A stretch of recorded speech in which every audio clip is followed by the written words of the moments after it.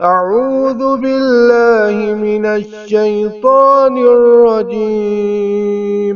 بسم الله الرحمن الرحيم. الحمد للہ رب العالمین والصلاة والسلام علی سید المرسلین اما بعد۔ ایک بہن سوال کرتی ہیں کہ کچھ لوگ سفر کے مہینے میں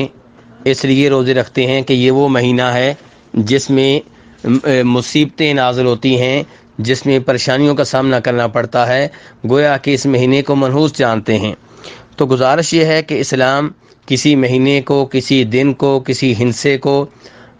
منحوس ماننے سے، منحوس جاننے سے روکتا ہے اور اس عقیدے کو شرکی عقیدہ قرار دیتا ہے۔ چنانچہ عبداللہ ابن مسعود رضی اللہ تعالیٰ عنہ فرماتے ہیں کہ نبی علیہ الصلوۃ والسلام نے فرمایا الطیرۃ شرکن الطیرۃ شرکن ثلاثہ، کہ آپ نے 3 دفعہ فرمایا بدشگونی شرک ہے، بدشگونی شرک ہے، بدشگونی شرک ہے۔ اور پھر آپ نے یہ بھی وضاحت کر دی کہ وما منا الا، کہ ہم میں سے ہر ایک کو کوئی نہ کوئی وہم ہو ہی جاتا ہے مگر اللہ عز و جل اسے توکل کی برکت سے زائل کر دیتا ہے۔ یعنی کہ ذہن میں کبھی کوئی چیز آ جاتی ہے کہ فلاں آدمی میرے گھر میں داخل ہوا تو اس کے بعد یہ واقعہ ہوا، شاید وہ منحوس ہے، یا فلاں دن میں نے یہ کام کیا، شاید اس لیے میرے اوپر یہ مصیبت آئی، شاید وہ دن منحوس ہے۔ لیکن ان چیزوں کو دل میں جگہ نہیں دینی چاہیے، اللہ پہ توکل کرنا چاہیے، اللہ پہ بھروسہ کرنا چاہیے، یہ عقیدہ رکھنا چاہیے سب کچھ اللہ کی طرف سے ہوتا ہے، کیونکہ بدشگونی شرک ہے، اس لیے اس سے بچنا چاہیے۔ یہ وہ حدیث ہے جو میں نے ابھی بتائی ہے، اسے امام ابو داؤد اور امام ترمذی اور ابن ماجہ وغیرہ نے روایت کیا ہے۔ ایسے ایک اور حدیث ہے جسے امام بخاری، امام مسلم اور امام ابو داؤد روایت کرتے ہیں، جس میں جناب ابو ہریرہ کہتے ہیں کہ نبی علیہ الصلوۃ والسلام نے فرمایا لا عدوى ولا طیرہ ولا سفر، کہ کوئی مرض بذات خود متعدی نہیں ہوتا۔ ایک بیماری ایک انسان سے دوسرے انسان تک، ایک اونٹ سے دوسرے اونٹ تک بذات خود منتقل ہوتی ہو، بذات خود متعدی ہوتی ہو، یہ عقیدہ غلط ہے۔ فرمایا ولا طیرہ، اور اسلام میں بدشگونی کی کوئی گنجائش نہیں ہے، ولا سفرہ، اور سفر کا مہینہ منحوس نہیں ہے۔ جب آپ نے یہ عقائد بیان کیے تو ایک بدوی کہنے لگے کہ اللہ کے رسول علیہ الصلوۃ والسلام کہ یہ کیا مسئلہ ہے کہ اونٹ اچھے بلے ہوتے ہیں اور ہرنیوں کی طرح ہوتے ہیں، لیکن ان میں سے ایک اونٹ کو خارش لگتی ہے تو سب کو خارش والا کر دیتا ہے۔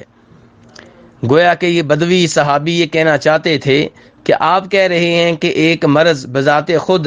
ایک انسان سے دوسرے انسان تک، ایک اونٹ سے دوسرے اونٹ تک منتقل نہیں ہوتا، تو پھر ہمارے اونٹوں کے ساتھ یہ واقعہ کیوں ہوتا ہے کہ ایک کو خارش لگتی ہے تو اس سے پھر سب کو خارش لگ جاتی ہے، کئی ایک اونٹوں کو خارش لگ جاتی ہے۔ تو آپ نے اس بدوی صحابی کا عقیدہ درست کرنے کے لیے آپ نے اسی مثال کو پیش نظر رکھتے ہوئے فرمایا مجھے یہ بتاؤ کہ پہلے اونٹ کو خارش کہاں سے لگی، کیسے لگی؟ یعنی کہ پہلے اونٹ کو خارش خود ہی لگی ہے، کہیں سے نہیں آئی، تو اس سے پتہ چلا کہ دوسرے اور تیسرے کو بھی خود ہی لگتی ہے۔ اس کے باوجود اسلام احتیاط سے نہیں روکتا۔ اگر ایک آدمی کو یہ خطرہ ہے کہ میرا عقیدہ کمزور ہے، اگر میرے گھر میں ایک آدمی کو کوئی بیماری لگی ہے، اس سے دوسرے کو لگ گئی، تو میرے ذہن میں آئے گا کہ اس کی وجہ پہلا آدمی ہے، تو اس کو احتیاط کرنے کی اجازت ہے، وہ اپنے ایک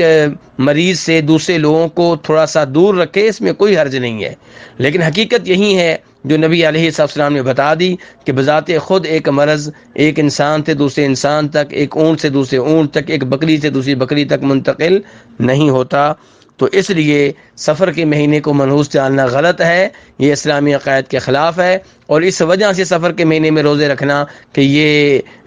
بیماریوں کے اور مصیبتوں کے نازل ہونے کا مہینہ ہے، میں روزے رکھوں گا تو ان بیماریوں سے دور رہوں گا، مصائب سے دور رہوں گا، یہ غلط ہے، واللہ اعلم۔